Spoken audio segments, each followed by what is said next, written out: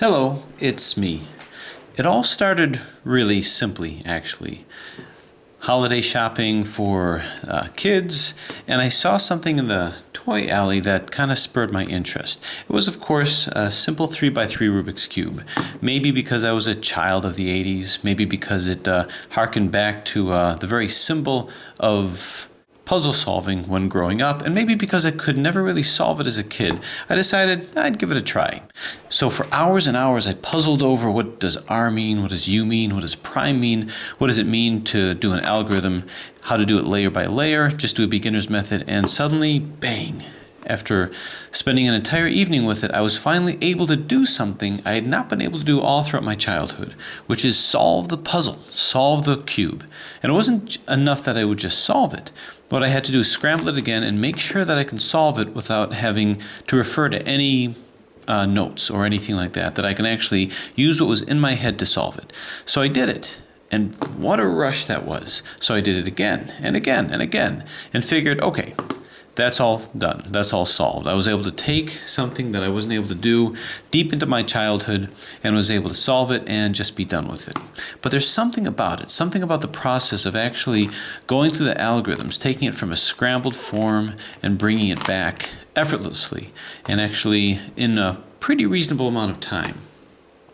So I figured I needed another fix, perhaps. Well, what about the 4x4?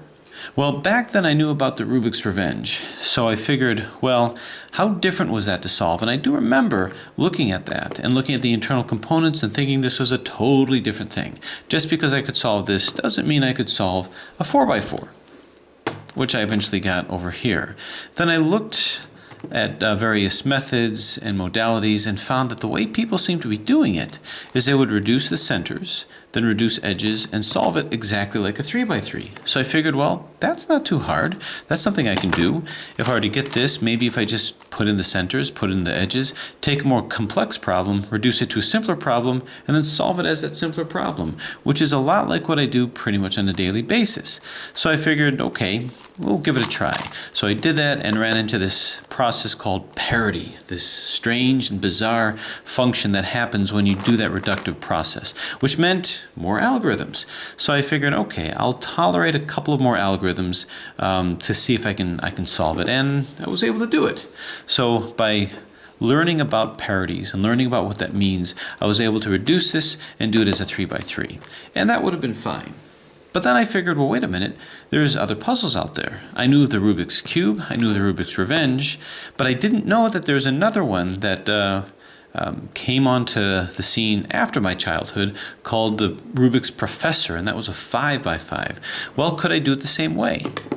Did I have any extra parities? It didn't seem like it, so I figured, why not give it a try? So I got the Rubik's Professor, or just the 5x5 cube. Now, I knew that there were other cubes that were out there. I knew that there were other shapes that were out there. I knew that there were a variety of other twisty type puzzles that were out there, but to be honest with you, I didn't have much of an interest with it. I was just excited to learn the 3x3. I wasn't interested in speed solving it. I wasn't interested in expanding to the other shapes or shapeshifters, which I knew were out there just based on some research. It was really just the cube. And if I could do the cube, just a small hop, skip, and a jump to the 4x4. And if I can do that, well, what about the 5x5? Well, it was pretty simple if you just knew the process of reduction and you didn't seem to have any parities with this. So I figured that was okay. But here's the thing. If you're going to get a 3x3 and you're going to get a 4x4 and then you're going to get a 5x5, then you've got something which is an emergent property of the process of buying it, which is you now have a collection. And if you're going to have a collection, well, a collection will stare back at you as being incomplete unless you get the full set. And how impressive would it look if I have a 3x3, 4x4, 5x5, and beyond all sitting there on my desk knowing that I solved every one of them.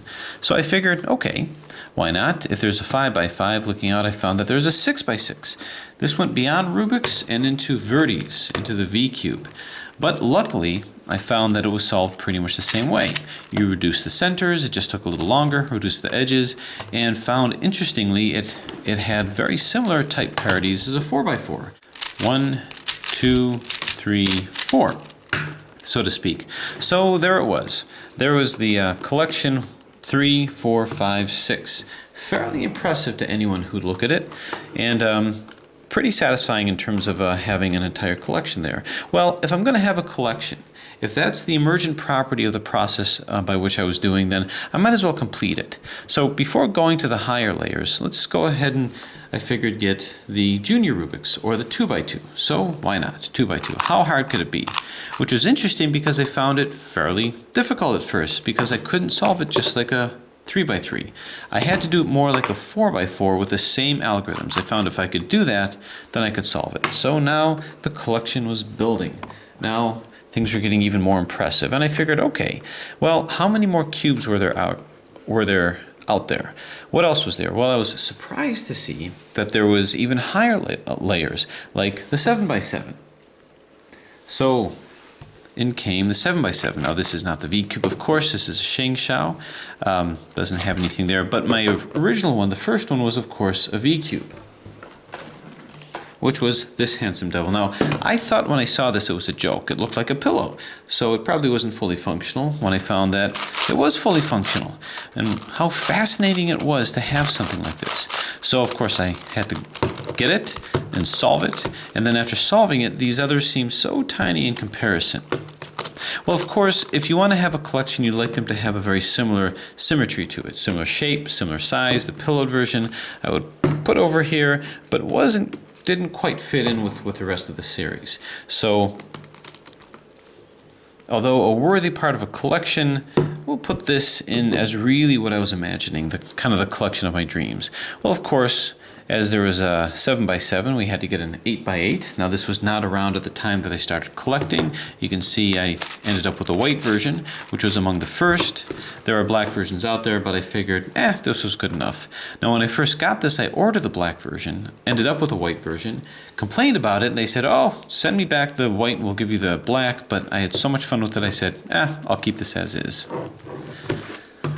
So this comes into the fray.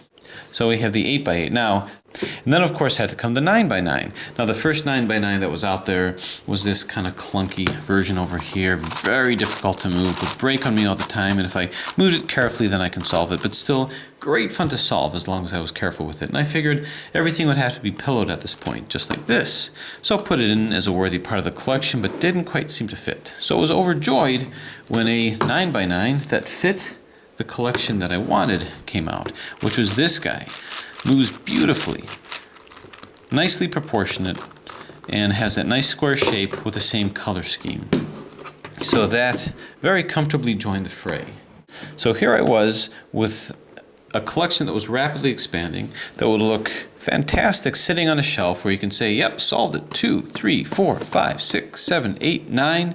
But there is more. There's no 10x10, and I still have yet to see a 10x10 that would kind of fit the collection that I want. There's a couple that are out there that look like that they move in kind of a very clunky way. Understand, it's not just the puzzle that I want. I want it to be fully functional. I want to be able to play with the toys, pull them off the shelf, and at any given moment, use them, solve them, and be done with them. So there's no 10x10 at that time that really fit the bill, but there was an 11x11, the behemoth, the monster. The largest one. The movement is good, very, at least very adequate. It's pillowed, but that's the only one that we've got so far. Fairly easy to get, kind of on the expensive side, but why not? I was filling a collection. It was beyond just the process of solving puzzles. And as a matter of fact, if you could solve this and you can solve this, you can solve all the rest. So like I say, it became an animal unto itself. It was no longer about can I solve it. I knew I could. I could solve pretty much any cube of any size, whether it's 10, 11, 12, 13, 14, 15. It all had to do with completing a collection. That bug got in me pretty quick. So it was more than just about solving, more than just about the challenge. It also had to do with building a collection that was fairly impressive and fairly easy to get. Now anybody can get a collection like this, and that's where it could have stopped. When solving the 3x3 was quite a buzz, quite a unique and special feeling of conquest to problem solve like that, and you couldn't help couldn't help but want to have that again, want to recreate something like that. Now, it was very specific what my collection was to be. They were to be squares. They were to be cubes. They were to have a similar color scheme as the original Rubik's Cube. They're not to be shapeshifters or anything like that. I knew they were out there, but I had no interest. I figured each one of them probably had different ways of solving, different algorithms and whatnot, and I knew that I had the capacity to figure it out. And as long as I knew I had the capacity to, it was not beyond me, that was okay. That was fine, as long as I knew I could solve this. I really didn't want to get into 100 different algorithms and 100 different strategies for 100 different puzzles. I knew I could do it if I put my mind to it, so I was okay to be done with it. But still, I wondered. I knew there were other more complicated twisty puzzles out there, and I started to turn my gaze towards the dodecahedrons, the megaminx, this guy over here, and asked myself, okay, what if I were to do just a 3-layer puzzle? How different would that be? And I'll tell you, I would have had absolutely no interest in it if it was a completely different puzzle, if it was solved in a completely different way. Because I knew if spending enough time on it, I could figure it out, but I really wasn't that interested in that.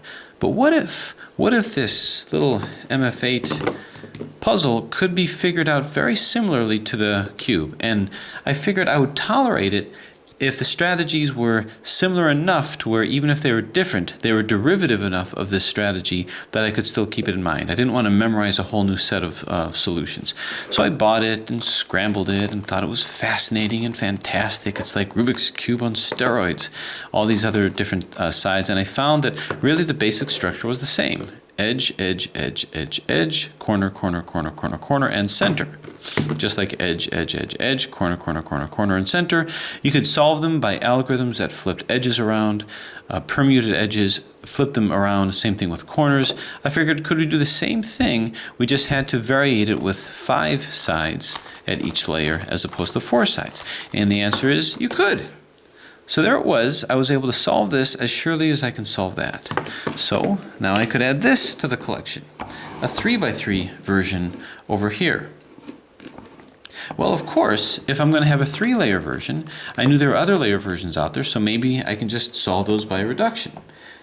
And why not try that? So if I have a 3-layer version, should I get a 4-layer? Well, at the time I was doing the collecting, there was no 4-layer, but eventually there was, which is the Master Kilominx, and was very pleased to see that you can solve it pretty much the same way.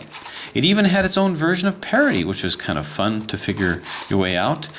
And the enjoyable thing about this is I could take the algorithms that I'd learned, take those strategies, and actually kind of apply problem solving to that. I no longer had to seek new things to figure it out. I can actually use problem solving and different strategies in order to solve this. And it was really the same kind of thing, permuting and doing layer by layer solve. So we had a 3-layer version, which is the Megaminx, the 4-layer version, which is the Master Kilominx. Well, why not move up from there? Because like I say, now it's all about the collection. It's not just about the solving. Well, even before I got the 4-layer version, I was able to get the 5-layer version, which is not hard to get. This is the Cube for You Gigaminx. Moves pretty good at first and then kind of breaks down, but really it's the same kind of thing. Reduce the centers, reduce the edges, and solve it just like a Megaminx, which in turn can be solved like a 3x3. So that's pretty good, and of course I hungrily sought out other versions of the puzzle here. So we've got the 3-layer version, 4-layer version, 5-layer version. What about the 6-layer version? A little harder to get, a little more difficult to find, but not impossible. And that's the Elite Kilominx. I was starting to delve into the notion of 3-dimensional printing and finding various builders who would do these brilliant things. Now, these were not able to be found mainstream or mass-produced, so I had to start to seek out contacts that I can find to help me start building this collection that I had, because now that I knew I can solve it, it then became really a process of building up the collection. So because this is an even layer, there is a form of parity that can happen with this. But in any case, now I've got the 6-layer version. So I've got the 3-layer version, 4-layer version, 5-layer version, 6-layer version as the equivalent to the cube over here. Well, what about 7, 8, and 9? And I sought far and wide for that, but the Terraminx is not too difficult to find. This is the 7-layer version, which for me seemed to move actually a little better than the previous two. So the Terraminx is the 7-layer version, and like I say, this really just became a marathon session at this point. You can solve it exactly the same way, but still great fun to do. Orient this appropriately here. The sticker pattern is a little bit different. But in any case, Terraminx, this is the 7-layer version, which belongs, I suppose, right here. So I have everything straight over there. 8-layer version we don't have, doesn't exist, but a 9-layer version does. And I sought far and wide for that, and thanks to Garrett Helling, I was able to get this 9-layer, the Petaminx. Now this is not the mass-produced Petaminx. This is a 3-dimensionally printed Petaminx. Very smooth moving puzzle. I have actually not bought the mass-produced version because I have this, and I've been very happy with this over here. It costed me a lot more though, but I got this at a time when I really wanted to complete my collection. So this skips the 8-layer and comes here to the 9-layer. So now we're at the 9-layer. There is no 10-layer, there is no 11-layer yet. And this would have been fine. This would have been a perfectly fine collection, and I would have been perfectly happy to stop there. Except there were a couple things missing. There is a 2-layer version of that. The 2-layer version is, well, if this is the master Kilominx, the 2-layer version is the straight Kilominx over here. This is the mass-produced version, the Flower Minx. There are 3-dimensionally printed versions here that look more similar to these, but I'm okay with having this over here for now. I'll put this up here. So this would have been fine, but I wanted to go retro yet again. If I can do 6-sided puzzles, such as cubes, if I can do 12-sided puzzles, such as dodecahedrons, why don't I go back a step and go back to the 4-sided puzzles? These were the Pyraminxes of my day. This is an example of a Pyraminx over here. A fun puzzle because when I was a kid, this one I could figure out. This one was okay. Now this is really a 1-2-layer puzzle when you think about it. It's got this extra layer here, but that doesn't really participate much in the actual solve. So I would classify this closer to here. I guess we could put it over there if we wanted to kind of move up in the spectrum a little bit. But if I'm going to do a Pyraminx, then I'd want to do a 3-layer version, which is going to be the Master Pyraminx. Here's the Master Pyraminx over here. So I'll put this here as the 3-layer version. Of course, we'd want a 4-layer version, which is going to be the Professor Pyraminx. Again, easily found, mass-produced. And as we're increasing complexity with this, you can see with here, being a 2-layer puzzle, it has no center, just like this has no center. Just like, believe it or not, this has no center. All of my 2-layer versions have no center. They're all corners. Corner, corner, corner, corner. Oh, corner, corner, corner, corner, corner. Corners over here, and of course these are all corners as well, although you do have some edges. There's no center unless you want to look at it like this, but for the most part nothing here. But when you got this guy here, the Master Pyraminx, you do have a center, and you've got some extra complexity to the corners as well, to the edges rather. This would belong here, this would belong here. The Professor Pyraminx was getting even more fun because now the centers we're getting even more complex. Now I've got a complex center that looks almost just like a Pyraminx. So I'd have to place these centers, I'd have to reduce all these edges, I'd have to put these over here, and I still retain my vestigial turning over here as well. But again, a fun puzzle because I'd have to do completely different algorithms. Now, the notion of having to learn new algorithms was really not a big problem for me because I was able to correlate all the old algorithms with these. And as you can see, the criteria for my collection was changing. I no longer was just restricted to the cubes. Now I was okay with the dodecahedrons and with the pyramids. But the criteria was still very constrained. No shapeshifters, the shapes had to be pretty pure, if at all possible, no pillowing, sometimes it just has to happen, and the color scheme has to be very similar, so that as I'm placing them on my desk and people can look at it, it can look pretty impressive regarding what's going on with that. So 4-layer over here, and of course then I had to seek out some builders to get me a 5-layer version, which is this. elite pyraminx. That's one, 2, 3, 4, 5. So we'll call this a 5-layer version and put this over here. And of course, if I'm going to do that, then I have to do the 6-layer version, the Emperor pyraminx. 1, 2, 3, 4, 5, and 6. These are all Timur's creations. He is the master of the pyraminx. And we'll place that over here as a 6-layer version like that. So, having that done and that said, that was the collection of my dreams. And like I say, for all intents and purposes, that would have been it. That would have all been all that I would have needed. The criteria for my collection was pretty set and pretty specific and pretty definitive. No shapeshifters, single solid shapes, and these shapes had very similar color schemes. To look at this, to look at something like this, would satisfy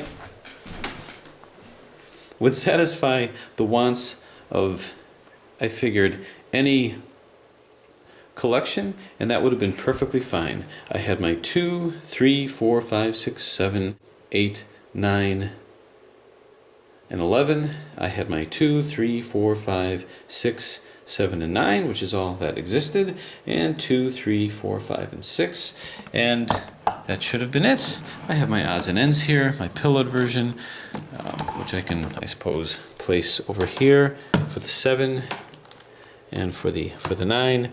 But for the most part, this was pretty much the collection of my dreams. And to be absolutely honest with you, I would have stopped. I would have stopped right there, and nothing further would have been done, and nothing further would have been collected. I would not have collected any more, would have not bought any further puzzles. This would have been absolutely all that I would ever have needed. But I need to back up a step, because before I got this collection over here, before I got these puzzles, I made a key mistake. In the process of trying to collect the right puzzles, I made an error in judgment as to the next puzzle in the collection. Something which would have taken this simple collection here and dwarf it in comparison to what was to come.